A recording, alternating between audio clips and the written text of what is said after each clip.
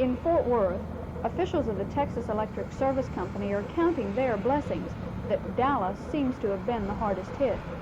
This evening, the situation has not changed much since earlier today, when almost 5,000 calls were received from people who had lost power. TESCO estimates that 1/3 to 1/2 of those cuts have been remedied and expects the rest to have power restored late tonight or early tomorrow. Crews were called in from as far away as Wichita Falls and Midland, Odessa to help in the repairs.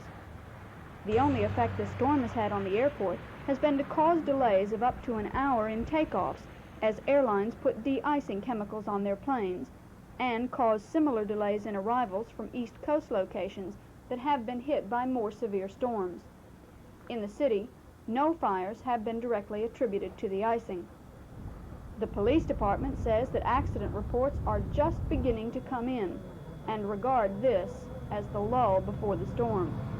The overhead and the mixmaster are both closed due to icing, as is Interstate 20 east to Dallas, where at last report 70 cars were stranded because of the road conditions.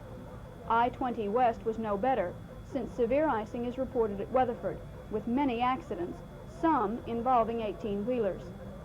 The road is impassable except with chains. Motels and hotels on the interstates are completely full as travelers try to hole up until conditions improve. One big casualty of the storm has been a program offering free rides home to partygoers in Fort Worth. The scheme has been canceled since the police do not want to encourage people to go out despite the weather, knowing they'd have a free ride home. The Texas Department of Public Safety has issued an urgent bulletin for everyone to stay home, even though it is New Year's Eve, and local police are hoping that advice will be followed. Jebby Phillips, the Texas News.